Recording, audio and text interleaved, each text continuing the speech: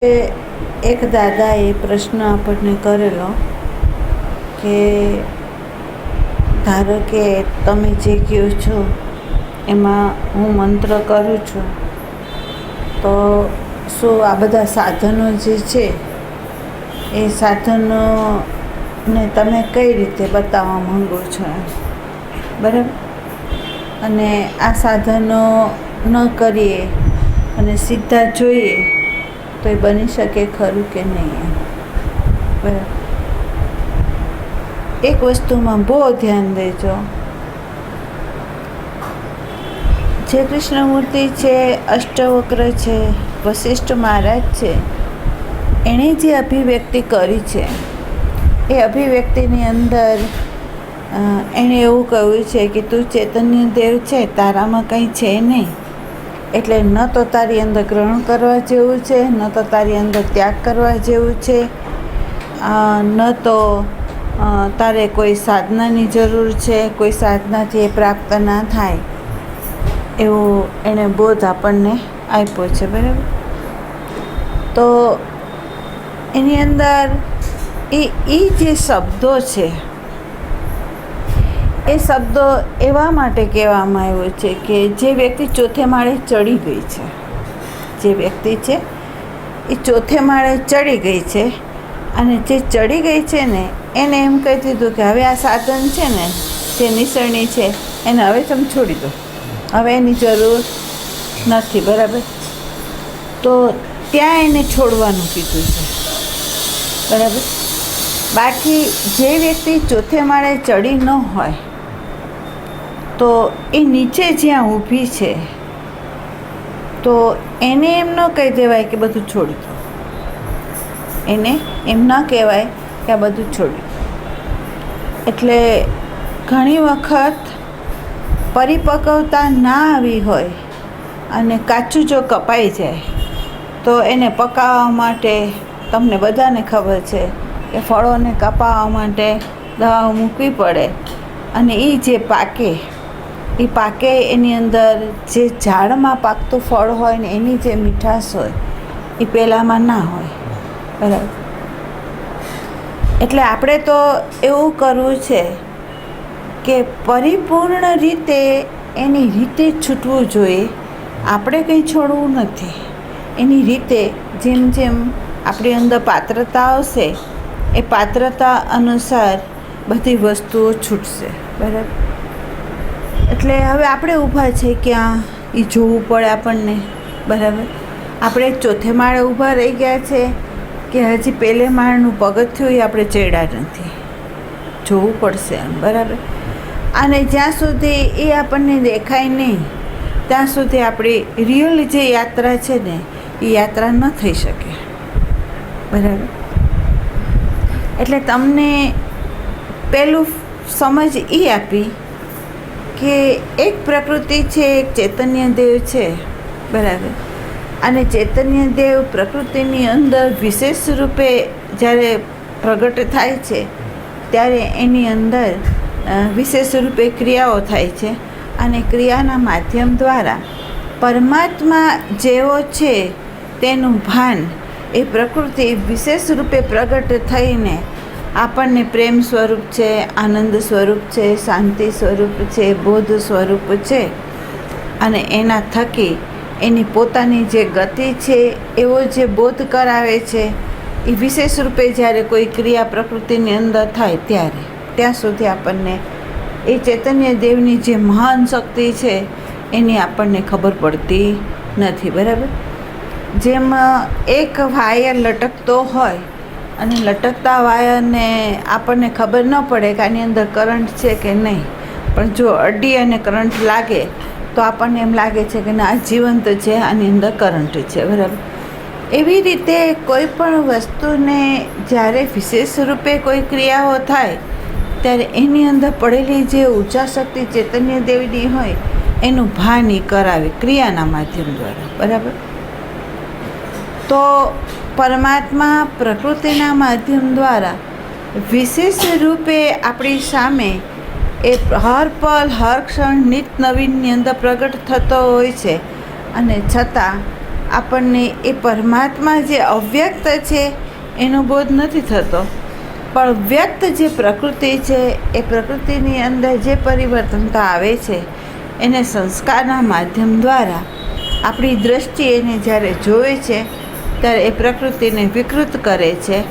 અવ્યક્ત જે છે એનો બોધ એ નથી કરાવતું, અને વ્યક્ત જે છે એનો બોધ સંસ્કાર પોતાના અનુસાર એને માનીને થોપીને એ અભિવ્યક્ત આપણને કરે છે. એટલે રિયલ જે દર્શન છે એ આપણને થતું નથી, પણ આપણા સંસ્કારનું દર્શન થાય છે. જે દર્શન છે પ્રકૃતિની અંદર એ આપણા સંસ્કારનું દર્શન છે, પણ પ્રકૃતિનું યથાર્થ દર્શન અથવા પ્રકૃતિની પાર જે અવ્યક્ત છે એનું દર્શન આપણને થતું નથી. બરાબર. હવે જોજો, એમ કહે છે કે 3 પ્રકારની ચૈતન્યની ઉર્જા ક્રિયાન્વિત છે. 3ના માધ્યમ દ્વારા જે ચૈતન્યની ઉર્જા છે એ પ્રકૃતિની અંદર ક્રિયાન્વિત છે. બરાબર. તો આપણને ખબર પડી કે વનસ્પતિથી માંડીને 4 પગાવાળા પશુઓ છે ત્યાં સુધી જે ચૈતન્ય દેવની ઉર્જા કાર્યરત છે, તો એની અંદર એના જે રીતના ડેટા હોય એની અંદર નાખેલા એ ડેટા અનુસાર જ એ પશુ પક્ષીઓ પોતાના બાયોલોજિકલ જે ડેટા છે એ પ્રમાણે જ એની ગતિ છે. એનાથી વિશેષ રૂપે એની અંદર મન બુદ્ધિ નથી આપ્યા, એટલે એની અંદર એનાથી આગળ કંઈ નથી. બરાબર. એટલે મનોબુદ્ધિ નથી, એટલે એની અંદર ભાવ વિચાર એની અંદર પ્રગટ નથી થતું. એટલે થાય છે શું, તો કે અહંકારને પોષતી જે પ્રવૃત્તિઓ હોય એ એની અંદર સાયકોલોજીકલ પરિબળે ઊભું નથી થતું. બસ એટલું જ. બરાબર. એટલે એ વિકાસ થતો થતો આપણા માનવદેહ સુધી આવ્યું.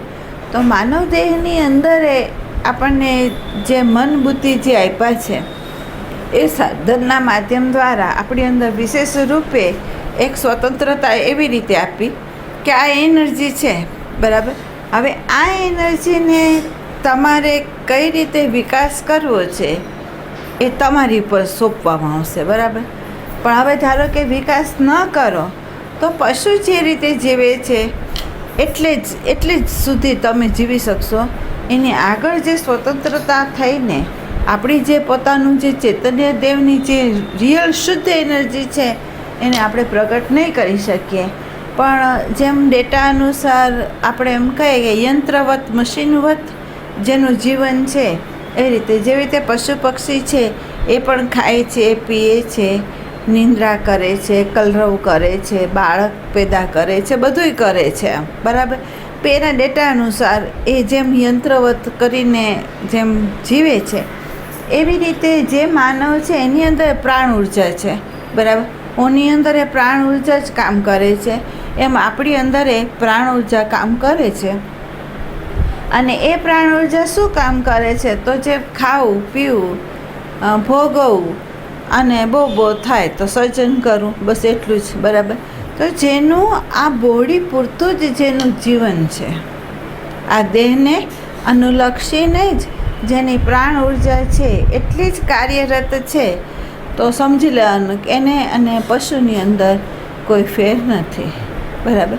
એટલે 7 વર્ષનું જ્યાં સુધી બાળક હોય ત્યાં સુધી પ્રકૃતિની અંદર જેટલો વિકાસ થવો જોઈએ એ વિકાસની અંદર પશુ કરતાં 7 વર્ષના બાળક સુધી પરમાત્માએ આપણી અંદર મન અને બુદ્ધિ આપ્યા કે જેથી બાળક નાનું હોય તો દરેક વસ્તુને જુએ તો એ આપણને પૂછે આ શું છે. બરાબર. આ કેવી રીતે બન્યું, આને શું કહેવાય, એમ પ્રશ્ન કરીને એની અંદર એ બુદ્ધિને સર્જન કરે છે. મનના અનેક પ્રકારના ગમતું ના ગમતી વસ્તુઓ પ્રત્યે પણ એ હસે છે, રડે છે, બધુંય કરે છે, ક્રોધ કરે છે, મારી લે છે, આપી દે છે, લઈ લે છે, બધુંય થાય છે એની અંદર. બરાબર. તો ધીમે ધીમે એની અંદર મન બુદ્ધિનો ડેવલપ તો થયું, પણ એ મન બુદ્ધિ જે છે એ ખાલી જે અનુભવ થાય અને એ સંસ્કારના ઢાંચા અનુસાર જ જો એ પરિભ્રમણ કરે તો એ પરિભ્રમણની અંદર ચિત્ત ઉર્જા અને પ્રાણ ઉર્જા બે કામ કરે, પણ આપણી જે કોન્શિયસ જે એનર્જી છે એ એની અંદર કામ કરતી નથી. બરાબર? એ કેવી છે? સત્તાધીશ છે, પણ એ ઉર્જા વપરાય છે શેમાં? તો આપણને ખબર પડે છે બાયોલોજિકલ પરિબળે આપણી પાંચેય જ્ઞાનેન્દ્રિય છે એ શબ્દ, સ્પર્શ, રૂપ, રસ, ગંધની અંદર જે ભ્રમણ કરી ગઈ છે એની અંદર જ એ ભયમાં કરે છે, એમાંથી એ બહાર આવતી નથી. બરાબર?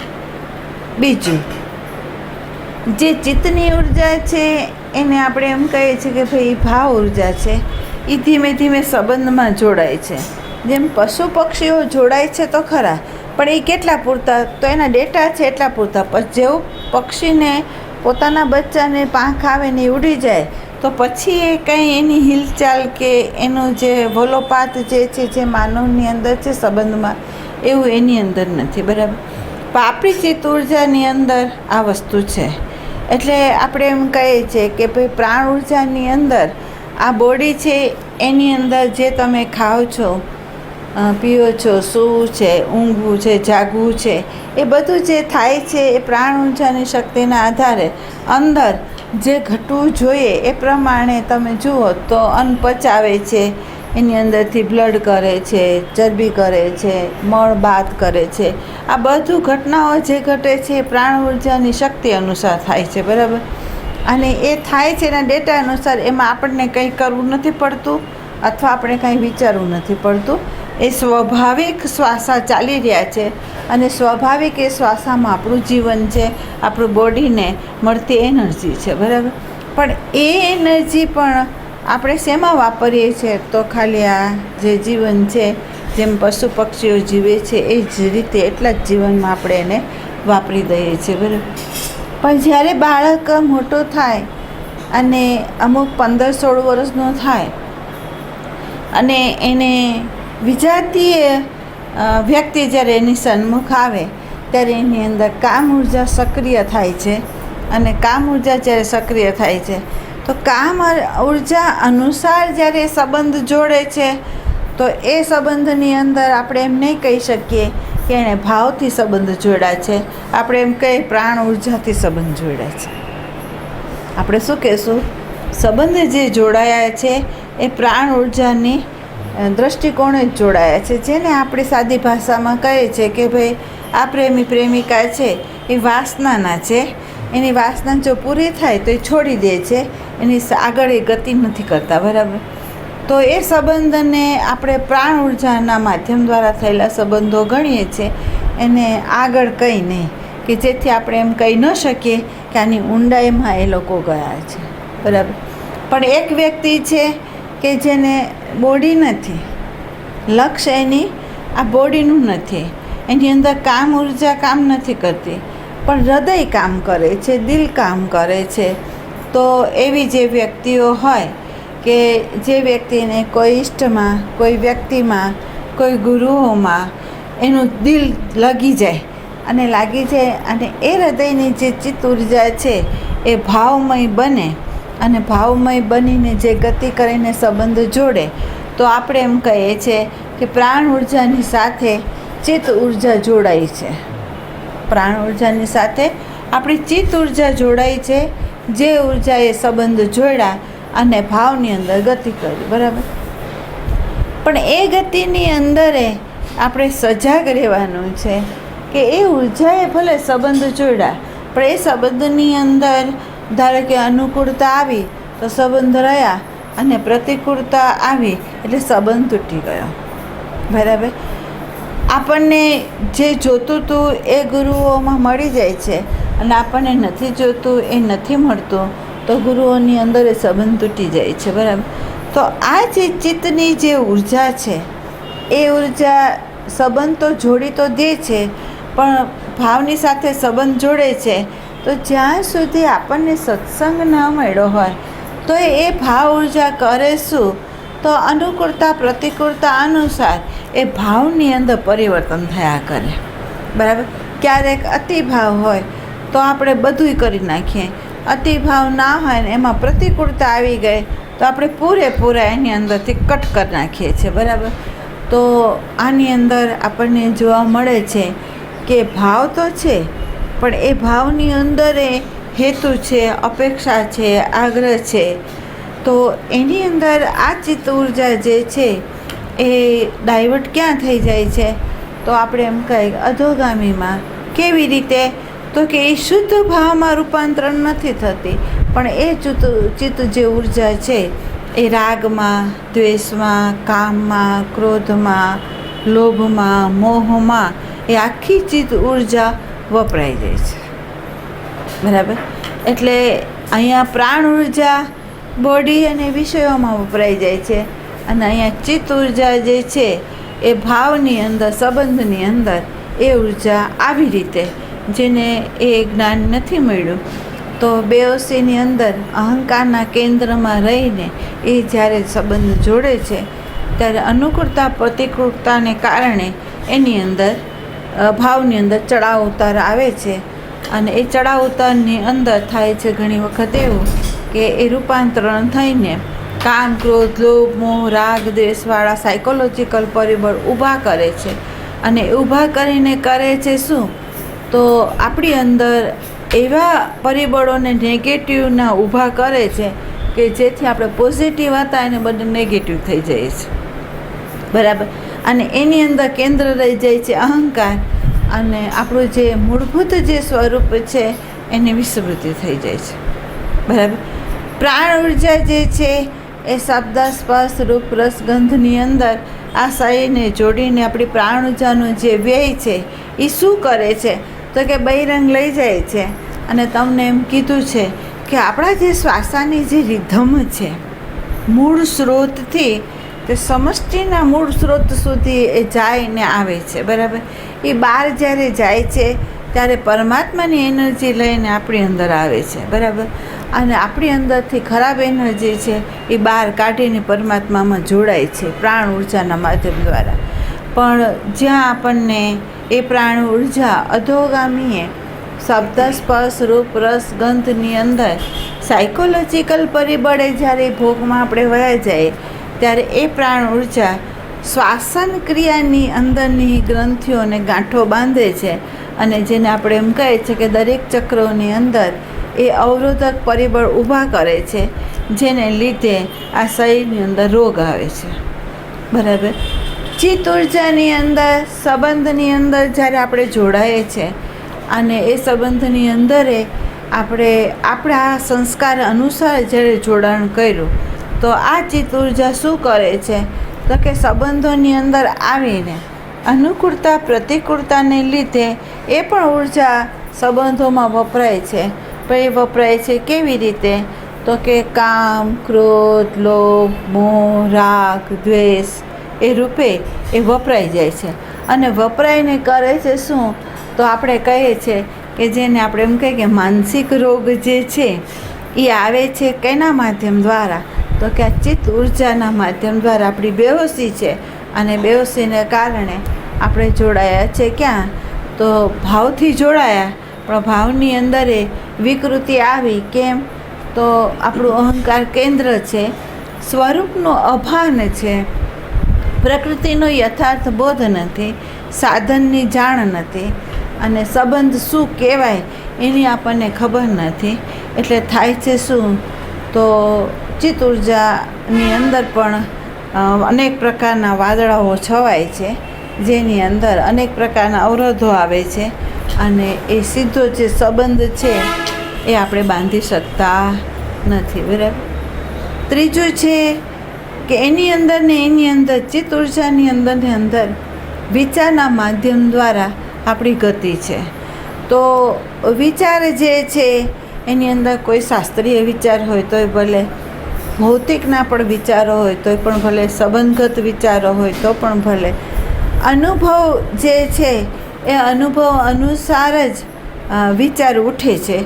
અને એ વિચાર જે ગતિ કરાવે છે એને જેટલું ભાન છે ને એટલી પરિધિની અંદર જ એ ગતિ કરાવે છે. બરાબર? અને ગતિ કરાવીને કરે છે શું?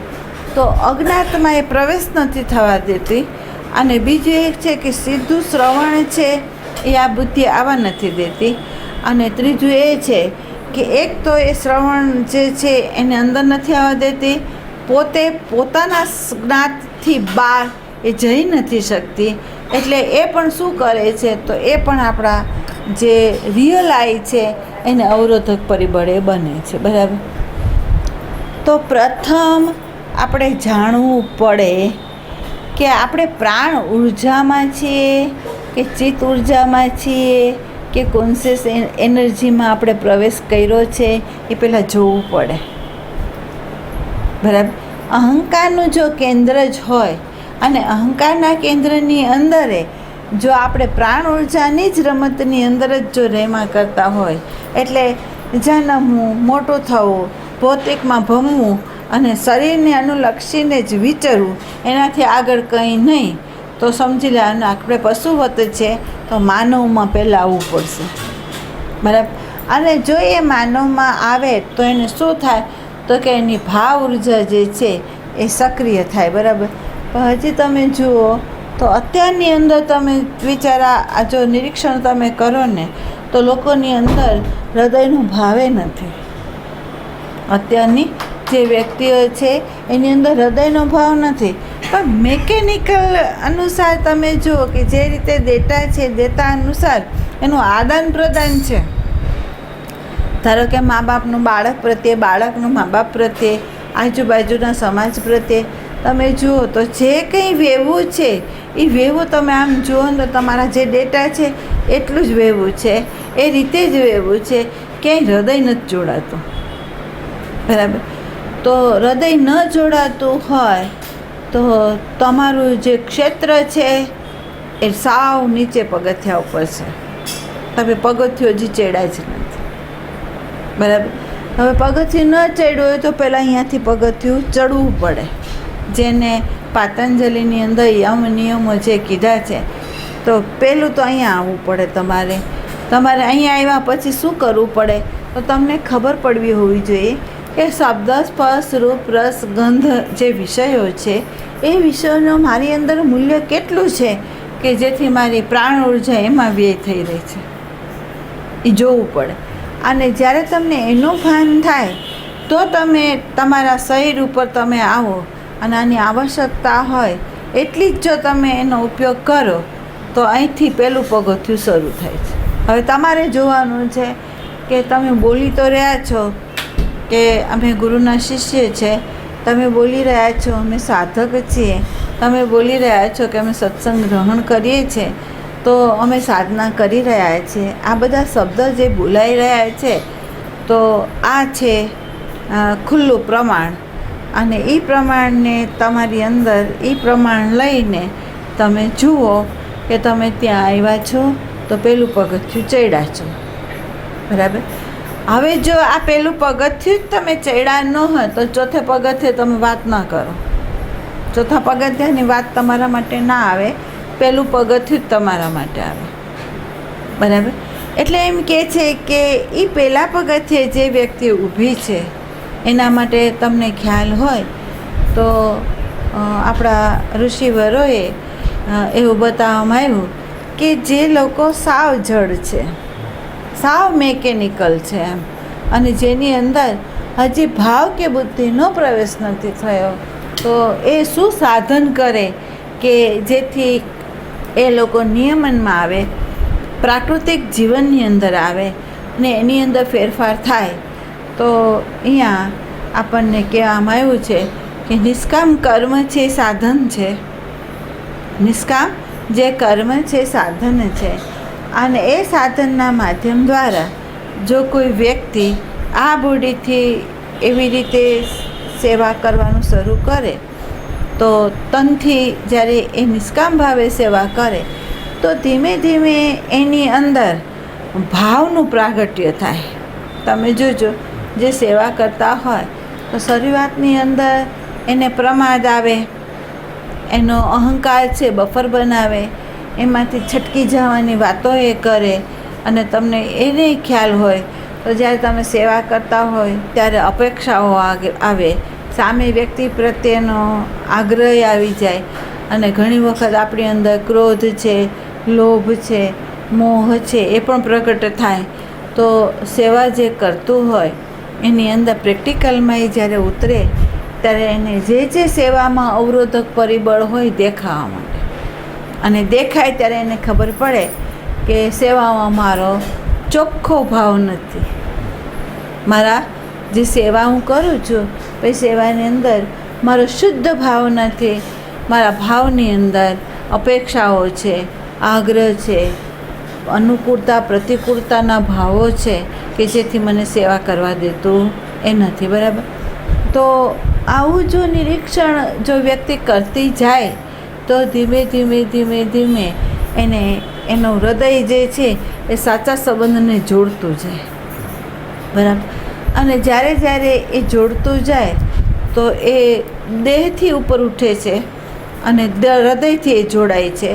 તો હૃદયથી જ્યારે જોડાય છે ત્યારે તમને બધાને ખ્યાલ છે કે જ્યારે દેહ છે એ શબ્દ સ્પર્શ રૂપ રસ અને ગંધની અંદર જે વહેતું હતું પ્રાણ ઉર્જા, એ હવે ઉર્જા જશે ક્યાં? તો કે ચિત્ત ઉર્જાને સપોર્ટ કરીને એ ભાવમાં સંબંધની અંદર વહેતું શરૂ થશે. બરાબર?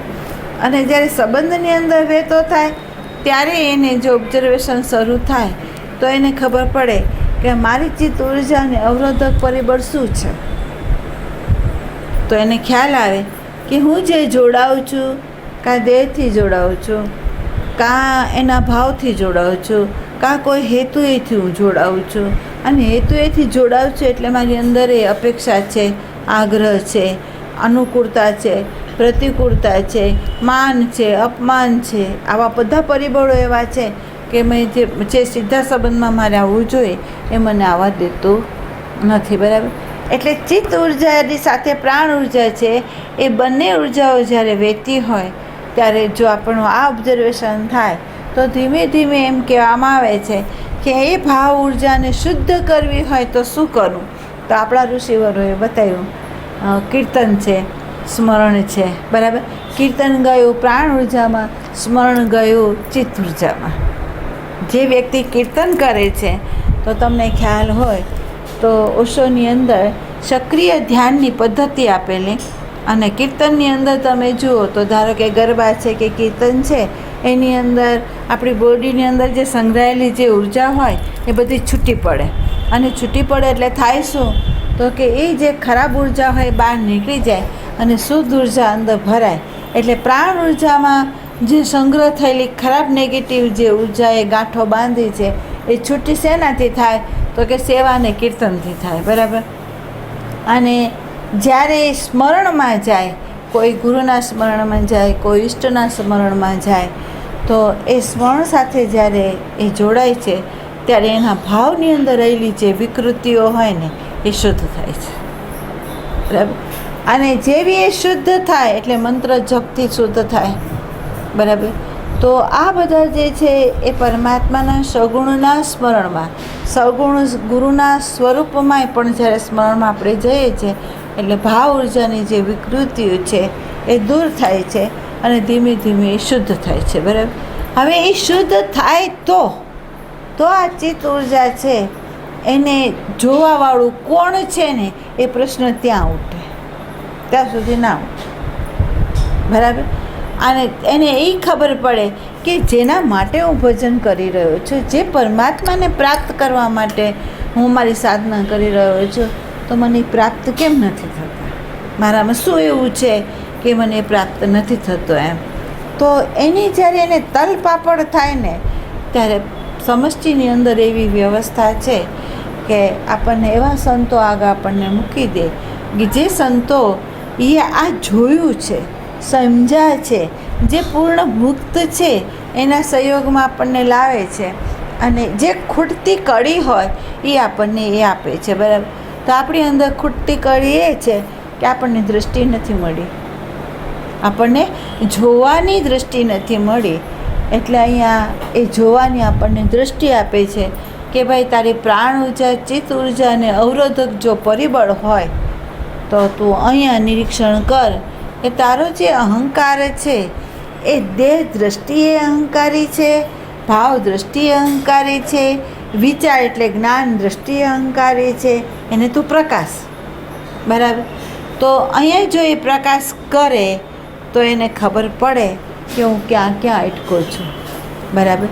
તમને ખ્યાલ હોય તો જેની પ્રાણ ઉર્જા શુદ્ધ થવા માંડે એટલે એની અંદર પ્રાણ ઉર્જાની જે શુદ્ધ સત્વગુણી જે શક્તિઓ છે એ શક્તિઓની અંદર આપણને પ્રાણ ઉર્જામાં પ્રથમ અનુભવ એવા થાય કે જેમાં ઘણા લોકોને એવા અનુભવ થાય કે જાણે પોતે હલકા થઈ ગયા, ઉપર ઉઠી ગયા, ઉડે છે, અમુક પ્રકારના કલરો એને દેખાવા માંડે, શબ્દ સ્પર્શ રૂપ રસ ગંધનું એને જ્ઞાન થવા માંડે અને એ એમ કહે કે હું ઉપર ઉઠી ગયો, મને પરમાત્મા પ્રાપ્ત થઈ ગયા. પણ હકીકતમાં આ છે પ્રાણ ઉર્જાની શક્તિ, ચૈતન્યની નથી હજી. બરાબર.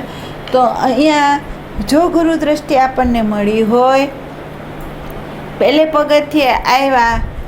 પગથિયેથી આપણને આ એનર્જીના અનુભવો શરૂ થયા અને એની શક્તિ કેટલી છે એનો આપણને એને બોધ કરાયો.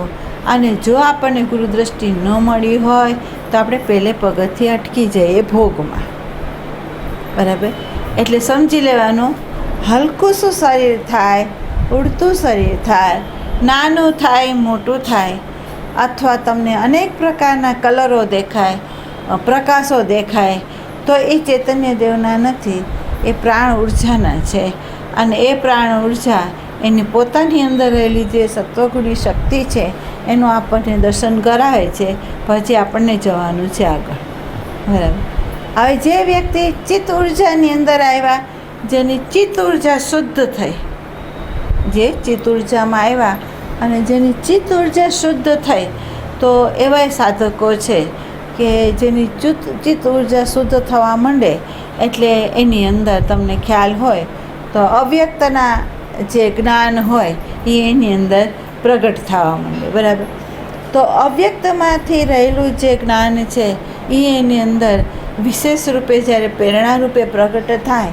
અને એવાય લોકો છે કે કાં એવી અવસ્થામાં, કાં એવા પરિબળોમાં જે પ્રેરણા થતા હોય, જે ફણગા ફૂટતા હોય કાવ્યના રૂપની અંદર, વિચારના રૂપની અંદર, તો એમાંય સાધક ભટકી જતો હોય તો ત્યારે સંતો આપણને કહે છે કે ભાઈ આ જે છે એ ચિત્ત ઉર્જાનો શક્તિનું કામ છે, હજી આપણે આની આગળ જવાનું છે. બરાબર. અને જ્યારે વિચાર શૂન્યની અવસ્થા જે આવી જાય, જેની અંદર વિચારનું મૂલ્ય આપણી અંદર ના રહે, અને વિચારનું જ્યારે મૂલ્ય ના રહે અને જો જોનારો એની અંદર દ્રષ્ટા જો પ્રગટ થઈ જાય તો સમજી લેવાનું અહીંથી સાધનાની શરૂઆત થઈ. સાધનાની શરૂઆત ક્યાંથી થઈ? કે જેની અંદર દ્રષ્ટા પ્રગટ થયો અને દ્રષ્ટાનું એક જે કિરણ છે એ તમારી અંદર જે શૂન્ય અવસ્થા છે, નિર્વિચાર અવસ્થા છે, એ ચિત્તની જે અવસ્થાઓ અંદર પ્રગટ થાય છે એ બધાને પ્રકાશે છે. અને પ્રકાશે છે ત્યારે તમને પોતાને બોધ કરાવે છે કે આ તું નથી, આ તું નથી. બરાબર. તારામાં કલરોય નથી, તારામાં નાનું મોટુંપણું પણ નથી, તારી અંદર ઉડવાનુંય નથી, તારી અંદર સ્થિર થવાનુંય નથી, તારી અંદર વિક્ષેપે નથી, તારી અંદર નિર્વિચાર જે સ્થિતિ છે એ પણ તારી અંદર નથી. જેની અંદર દ્રષ્ટા પ્રગટ થયો તો એમ કહે છે ગુરુઓ દ્રષ્ટાનું દર્શન કરાવે છે, ગુરુઓ દ્રષ્ટાની દૃષ્ટિ આપણને આપે છે. અને એ દૃષ્ટિનું કિરણ જ્યારે તમારી અંદર શરૂ થયું ને તો હવે તમને ખ્યાલ આવશે કે આ જે દ્રષ્ટા છે એ હવે તમને હર પલ હર ક્ષણ જે બીજ અંકુર પામે છે, અંકુર પામીને જે ક્રિયાન્વિત થાય છે એને પ્રકાશી લેશે. બરાબર.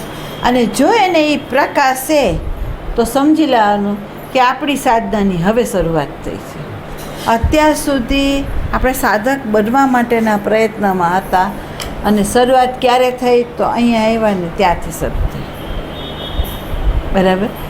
તો હવે તમે જુઓ કે તમને આ 3 વસ્તુઓ બતાવી, હવે તમે ક્યાં ઊભા છો અને તમારે ક્યાંથી ચાલવાનું છે એ તમારે સમજવાનું છે. દેહ સત્સંગમાં હોય, દેહ કોઈ ઈષ્ટની સન્મુખ હોય, દેહ કોઈ ગુરુઓની સન્મુખ હોય, તીર્થની સન્મુખ હોય, એ સાધના નથી. સાધના આ છે. બરાબર. સાધના અહીંથી શરૂ થાય અને એ સાધનાની અંદર આપણે એ જોવાનું છે કે આપણે પ્રાણ ઉર્જાના લોઅર ભાગમાં ઊભા છે ચિત્તના લોઅર ભાગમાં ઊભા છે કે આપણે ક્યાં ઊભા છે. ચેતનની જે ઉર્જા છે એ જે વિચારને મળે છે તો એની અંદર આ વિચારે જે જ્ઞાન છે એ અવરોધક જો પરિબળમાં હોય તો એ કોન્શિયસ એનર્જી નહીં, અવરોધક પરિબળ છે. તો હવે તમે ક્યાં છો એ તમારે જોવું. બરાબર. જ્યાં સુધી તમે તે સ્થાન ઉપર ના આવો ત્યાં સુધી તમારો હું કોણ છું ને એનો બોધ ના થાય. બરાબર. ત્યાં સુધી તમને જે સમજાવવામાં આવ્યું કે ભાઈ એક ચૈતન્ય દેવ છે, એક પ્રકૃતિ છે, પ્રકૃતિના માધ્યમ દ્વારા વિશેષ રૂપે ક્રિયા થાય છે અને એમાં ચૈતન્યનો જ બોધ કરાવે છે, ચૈતન્યનો જ અનુભવ કરાવે છે. એ જે જવાબ છે એ જવાબ તમારો નથી, જે અનુભવ થયેલા જે જીવનમુક્ત સંતો છે એનો છે. પણ એ જવાબ તમે જો સીધો લઈ લો તો તમારી યાત્રા ન થાય. પણ જો તમે જ્યાં ઊભા છો ત્યાં તમને જો ખબર પડે કે તમે ક્યાં ઊભા છો, તમે પ્રાણ ઉર્જાથી થોડાક આગળ ગયા છો, જો આગળ ગયા હોય તો ત્યાંથી તમારી સાધનાની શરૂઆત. બરાબર. એટલે કે છે કે રસ્તા ભલે 3 રહ્યા. ધારો કે આપણે કહીએ કે કર્મ માર્ગ છે, ઉપાસના માર્ગ છે, જ્ઞાન માર્ગ છે. બરાબર. પણ તમારા માટે કયો માર્ગ છે તમને કેવી રીતે ખબર પડે? આ માર્ગ મારો તમને કેવી રીતે ખબર?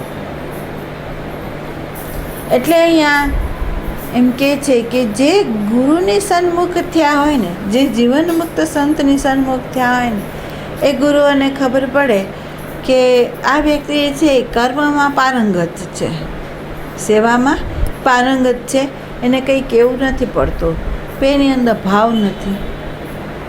બરાબર. તો એના ભાવના વિકાસ માટે એને ઉપાસના આપી દે. બરાબર. એક વ્યક્તિ હોય એનું કર્મય બરાબર હોય, એનો ભાવે બરાબર હોય, એની વૃત્તિ લયે થતી હોય, પણ જે વિભાજન કરીને જે સમજ પ્રગટ કરવી જોઈએ એ ન હોય તો એના ગુરુઓ ક્યાં એને આપે સાધન? તો એને શાસ્ત્રનું અધ્યયન આપે, એને શાસ્ત્રનું અધ્યયન આપે. બરાબર. અને અધ્યયન કરાવીને એને એ દૃષ્ટિ આપે. બરાબર. પણ જે વ્યક્તિ છે એનો કર્મય બરાબર છે, એનો ભાવે બરાબર છે, એનું જ્ઞાને બરાબર છે, તો હવે એવા બાળકોને જે સંત છે એને એમ કહી દે કે હવે તારે જોવાનું છે, દ્રષ્ટા બનીને જોવાનું છે કે તારી આ જે અંદર રહેલો જે હું છે એ ખરેખર કોણ છે, અહીંયા કયો હું રમી રહ્યો છે, શેના હેતુએથી રમી રહ્યો છે અને એ કેવો છે, ક્યાંથી આવ્યો છે, એનું મૂળ ક્યાં છે, એને શોધવાનું, એને બતાવી દે. પણ જ્યાં સુધી એનો જે પાયા હોય એ કાચા હોય તો ત્યાં સુધી ગુરુ એને આ નથી કહેતો.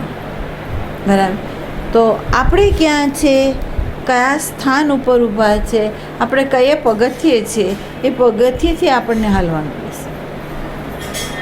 એ તમારે જોવાનું છે કે અમારું કયું પગથિયું. જો તમારી અંદર પ્રેમની કચાશ હોય તો ઉપાસના છે, તમારી અંદર શરીરની કર્મની કચાશ હોય તો તમારા માટે એ જરૂરી છે.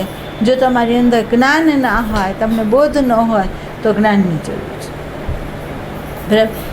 3 બેલેન્સમાં આવ્યા તો હવે ગુરુ દ્રષ્ટિ લઈને ચાલવાની જરૂર છે, પ્રેક્ટિકલમાં ઉતરવાની જરૂર છે. અને જો તમે પ્રેક્ટિકલમાં ના ઉતરો તો એમ કહે છે કે ગુરુએ તો આપી દ્રષ્ટિ અને ચિનગારી પ્રગટ કરવાની છે, અને એ ચિનગારી જો તમે પ્રગટ કરીને એક બીજ ઉપર દ્રષ્ટાની ચિનગારી જો તમે ના ફેંકો તો તમને કેવી રીતે ખબર પડશે કે મારી અંદર વાસનાનું બીજ કયું છે?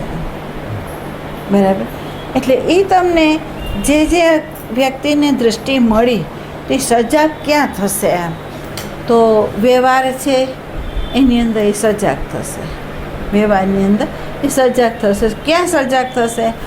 તો શબ્દ સ્પર્શ રૂપ રસ ગંધની અંદર જ્યારે આ શરીર ગતિ કરશે તે વખતે એને એ ફેંકશે કે ખરેખર મારી બોડીને આની જરૂર છે કે નહીં.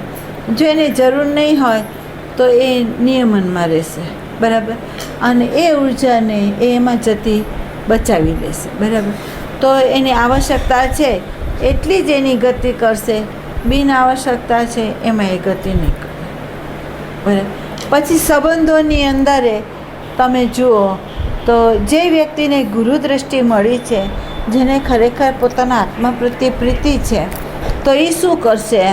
તો કે સંબંધની અંદર એને ખબર પડશે કે સંબંધની અંદર જે મારા ભાવ છે, અંદર જે ભાવ છે એમાં મારાપણાનો ભાવ છે. હું અને મારું, એ મારાપણાનો જે ભાવ છે એની અંદર મારી અંદર મારું અને તારું એ બેની અંદર એના કેટલા સંઘર્ષો છે, એની અંદર કઈ કઈ રીતે કપટ કરીને આ મનોવૃત્તિ રમી રહી છે એનું તમને ભાન થશે. અને ભાન થશે તો ગુરુ દ્રષ્ટિ જો મળી છે અને સાધનાના પ્રત્યે આપણી સજાગતા છે, તો એ મારાપણા ઉપર ચોકડી મૂકવી હોય તો આપણે શું કરવું પડશે? તો એણે એમ કીધું કે ભાઈ દ્રષ્ટાની નજીક રહો, દ્રષ્ટાની નજીક તમારો આસન રાખો અને જ્યાં મારાપણું છે એમાં પ્રકાશ ફેંકો. તો એ કરશે શું? તો સંબંધ એટલે વ્યક્તિના રૂપની અંદર એ એવો કોઈ વ્યવહાર કરશે, એવો કોઈ પ્રસંગ ઘડશે કે જે પ્રસંગની અંદર આપણી અંદર કામ હશે તો એને પ્રગટ કરી દેશે, ક્રોધ હશે તો એને પ્રગટ કરી દેશે, લોભ હશે તો એને પ્રગટ કરી દેશે.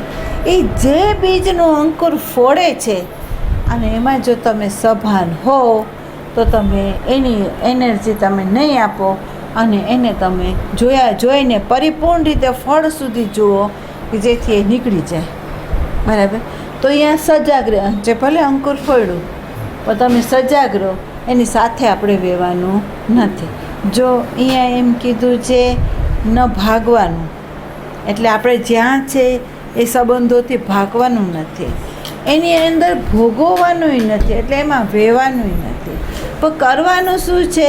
ખાલી જાગવાનું છે. અને ક્યાં જાગવાનું છે? તો કે આમ નહીં, પણ એમના થકી આપણી અંદર જે અંકુર ફૂટ્યું એ અંકુર પ્રત્યે જાગવાનું છે. અહીંયા આપણે સૂઈ નથી જવાનું, અહીંયા સભાન થવાનું છે કે જેથી એ પૂરેપૂરું વિકસીને ખરી જાય.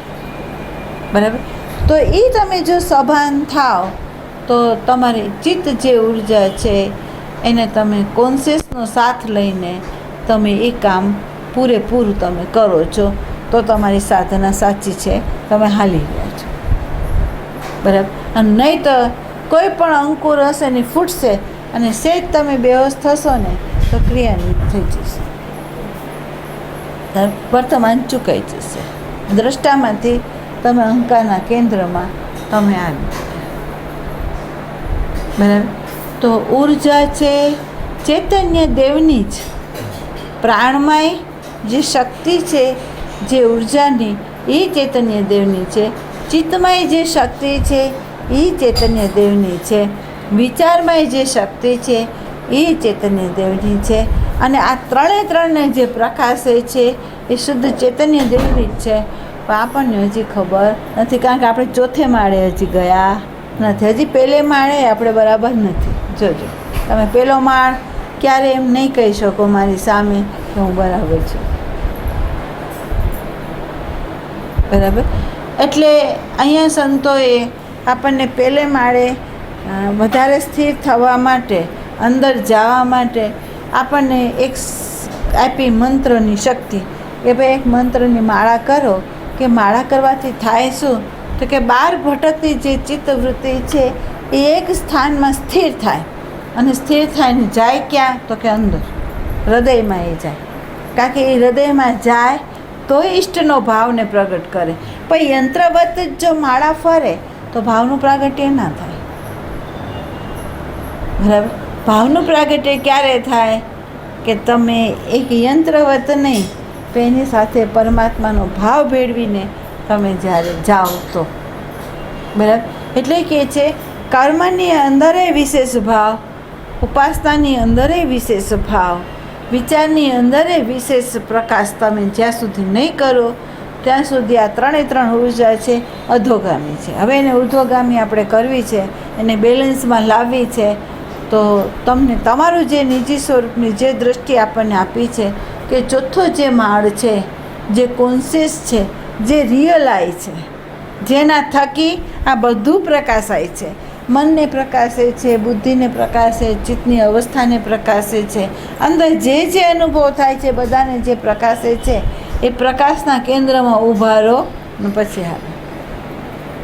પણ જ્યાં સુધી આ નિયમનમાં નહીં આવે ત્યાં સુધી તમે ચોથે માળ સુધી જઈ નહીં શકો.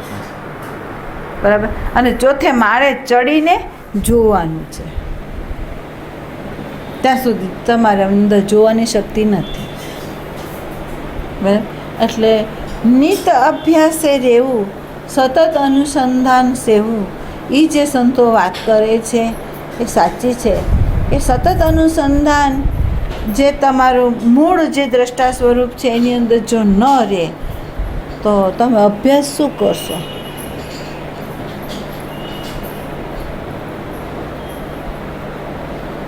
સતત અનુસંધાન એ દ્રષ્ટાની સાથે તમારું જો ન રહે તો તમારો અભ્યાસ કેવી રીતે તમે કરશો? એમ અહીંથી જ બેહોશી શરૂ છે, અહીંથી જ યંત્રવત્તા છે, અહીંથી જ મેકેનિકલ છે. મેકેનિકલ ભાવ છે, મેકેનિકલ ક્રિયાઓ છે, મેકેનિકલ વિચારો છે, જેની અંદર તમારી કોઈ લગામ નથી. બરાબર. તમે ક્યાંય કોઈ વ્યક્તિને નિયમનમાં રાખી શકો એમ શક્તિ ધરાવતા નથી. આમાંથી જાગવું છે આપણને. અને જગાડે છે કોણ? તો કે જે જાયગા છે એ આપણને જગાડીને કહેશે કે અહીંયા તમે સૂતા છો, તમારી પ્રાણ ઉર્જામાં તમે સૂતા છો, તમારી ચિત્ત ઉર્જામાં તમે સૂતા છો, તમારી કોન્શિયસ ઉર્જા જે છે એમાંય તમે સૂતા છો. બરાબર. તો અભ્યાસ માંગે છે આપણી પાસે. અને એ અભ્યાસ ના થાય ત્યાં સુધી બધું યંત્રવત. અને ગમે એટલી યંત્રવત સાધના કરો ને તો આપણે એમ કહીએ ને, લંગર છોડ્યા વગરના જે હલેસા છે એમ આપણું નાવ ક્યાંય નથી જતું. એકે બીજને ખેરવતું નથી, બીજા બીજોને નવાને એ નાખી દે છે. અને આ બધાને અનુભવ છે કે ઉપાસના કરતું હોય તો એ વ્યક્તિની અંદર તમે જોજો કે ઘરે માળા ફેરવતું હોય કોઈ વ્યક્તિ, કે ધ્યાન કરતું હોય, પણ એના ધ્યાનમાં કોઈ વિક્ષેપ કરાવે, એના માળામાં કોઈ દખલ કરાવે એટલે એને ક્રોધ આવે. બરાબર. અને ઘરમાં અરાજકતા ફેલાવી દે. તો તે બતાવે છે કે આ મેકેનિકલ છે, હજી એની દૃષ્ટિ મળી નથી. તીર્થમાં જાય અને અહીંયા કોઈ એકાંત સેવીને આવે તો એને જે જોવાનું છે એ નથી જોતો, પણ જેવો ઘરે આવે છે ત્યાં એને ઉપાધિ લાગી જાય છે. કેમ? તો દૃષ્ટિ નથી મળતી. અહીંયા સંતો શું કહે છે? જ્યાં છો ત્યાં જ. જો તમે કુરુક્ષેત્રનું મેદાન ભગવાન શ્રી કૃષ્ણએ એને યુદ્ધમાંથી બહાર નથી લઈ ગયા. એણે કીધું છે હું સંન્યાસ લઈ લઉં. અર્જુને કીધું છે કે હું સંન્યાસ લઈ લઉં, હું આનો બધો ત્યાગ કરતો. ભગવાને કીધું કે એ ત્યાગ નકામો છે. જે ત્યાગવાનું છે એ તો ત્યાગતો નથી, અને જેને ખરેખર સત્ય નથી એ અસત્યને તું સત્ય માની રહ્યો છે. અને આ જે ક્રિયામાં તું આવ્યો છે, જેના માટે તું નિમિત્ત છો, એ નિમિત્તને તું છોડીને કાયને જેમ ભાગવા જાય તો તને એ વસ્તુ ન મળે. એટલે આપણે જે કર્મ કરતાં આવ્યા, જેની સાથે આપણા કર્મના ઋણાનુબંધના પોટલાઓ છે, એ બધાને આપણે પૂરા કરીને છૂટવું છે. તો આપણે છૂટી કેવી રીતે શકીએ? તો સંતોએ કીધું જ્યાં છો ને ત્યાં જ દૃષ્ટિ રાખો, જ્યાં છો ત્યાં જ રહો, અને મૂળ જે તમારું સ્વરૂપ છે એમાં સ્થિર થાવ. અને સ્થિર થયા પછી તમારે જે રોલ ભજવવાનું છે ભજવો. તો એ બંધન કરતા નહીં હોય, ઉલટાનો આપણી અંદર રહેલા જે બીજ છે ને એના ખેરવા માટેના નિમિત્તો છે. આપણી અંદર જે સૂક્ષ્મ દેહની અંદર જે વાસનાના બીજો આપણે લઈ આવ્યા છે એને ખાલી જ કરવાનું છે. આત્માને પ્રાપ્ત નથી કરવાની, તો પ્રાપ્ત જ છે, પણ જે છે એને ખાલી કરવા છે. તો ખાલી કરાવશે કોણ? તો આ બધા કે નિમિત્ત છે ને આજુબાજુના, એ લોકો ખાલી કરાવશે આપણને. પૈસાના નિમિત્ત હશે તો પૈસાનું નિમિત્ત ખાલી કરાવશે, ભાવનું હશે તો ભાવથી ખાલી કરાવશે, વિચારથી હશે તો વિચારથી ખાલી કરાવશે. બરાબર. અને ખાલી કરાવીને શું કરશે? તો એ જ વ્યક્તિ એના જ સંબંધમાંથી આપણને મુક્ત કરી દેશે. તો જે આપણે આજુબાજુનું જે પરિબળ છે એ આપણને ખરેખર અનુકૂળ છે કે પ્રતિકૂળ, એ સહયોગી છે કે અવરોધક છે. આધ્યાત્મ દૃષ્ટિએ આપણે જ્યારે લઈએ ને ત્યારે આપણે એમ કહીએ કે સહયોગી છે. જેમ એમ કહેવામાં આવે છે કે નરસિંહ મહેતાની જે પત્ની હતી એને સાધનામાં સહયોગી હતી, કારણ કે નરસિંહ મહેતાનો સ્વભાવ એવો, બરાબર, એના પ્રકૃતિનો જે સ્વભાવ હતો એ અનુસાર એને પાત્ર આપવામાં આવ્યું, પરમાત્માએ આપ્યું કે જેથી એ સાધના કરી શકે, બરાબર. તુકારામનો એવો સ્વભાવ હતો કે એને પત્ની એવી આપી કે જે ક્રોધી હોય, વાત વાતમાં એનો ઝઘડો હોય, વાત વાતમાં એ એને વિકૃતિ કરીને એની ઉપર વ્યવહાર કરતો હોય, તો તુકારામ માટે એ સહયોગી બની, બરાબર. એક વૈરાગની પાંખ આપે છે, એક જ્ઞાનની પાંખ આપે છે તો બે સહયોગી.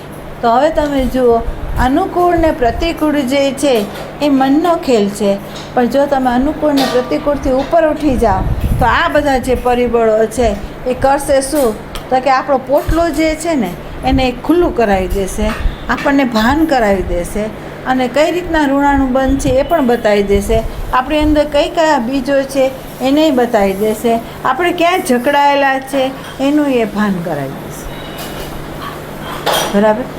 અહીંથી કોઈને ખસેડવાનો ભૂલે ચૂકે ભાવ ના કરો. કેમ? તો કે પરમાત્મા છે બધા અણુની અંદર વ્યાપીને રહેલો છે, અને જો પરમાત્મા બધાની અંદર અણુની અંદર જો વ્યાપીને રહેલો હોય તો આપણી અંદર જે કચાશ હશે એ કઢાવશે, વ્યવહારના માધ્યમ દ્વારા આપણી અંદર જે કચાશ હશે તે આ બધા આપણને કઢાવશે, બરાબર. આવી પોઝિટિવ જે દૃષ્ટિ છે એ જીવન મુક્ત સંત જ આપી શકે, જે સમાજ ના આપી શકે, બરાબર. તો નેગેટિવ જે થોટ છે આપણી અંદર એ સમાજના અપાયેલા છે, સમાજને કારણે છે, અને અહંકાર આપણું કેન્દ્ર છે. પણ જે પોઝિટિવ થોટ જે છે એ દૃષ્ટિ સંતે આપણને આપેલી છે, અને એને આપણને એમ કહ્યું છે કે સમષ્ટિની પ્રકૃતિની અંદર પોઝિટિવ સિવાય કાંઈ નહીં. નેગેટિવ સંસ્કાર જે છે એ જ આપણને નેગેટિવ કરે છે, બાકી પોઝિટિવ છે. બધા આપણને સહયોગી છે, આપણને ખાલી કરવામાં. પણ ક્યારે બને કે તમે આ ચોથે માળે સુધી તમારે યાત્રા કરવી પડે, ચોથે માળે આવો તો પછી આ છોડવું પડે અને ખાલી પ્રકાશવું,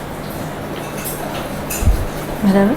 એટલે અધૂરું કાપવાનું સંતો નથી કહેતા, સંતો કહે છે તમારી અંદર કયો પાયો કાચો છે એ પાયાનું જે સાધન હોય એ તમારે અપનાવવું પડે, બરાબર.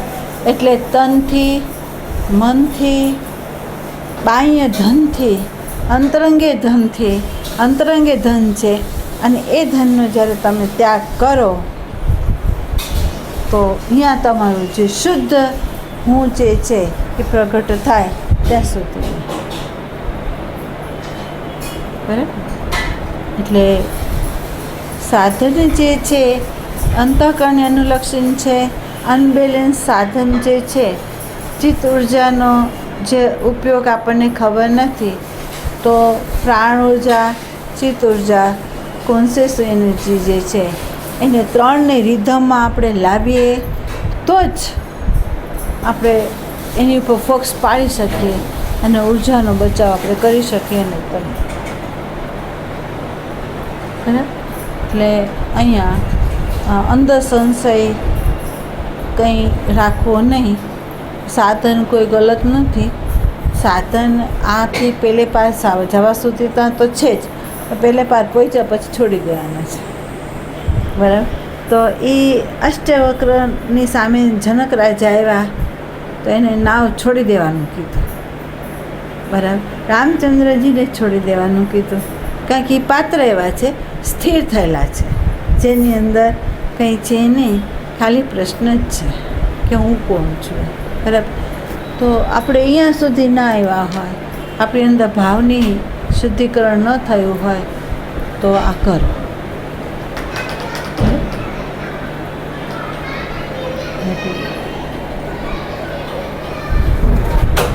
હવે આના માટે કોઈ પ્રશ્ન હોય તો કહી દો.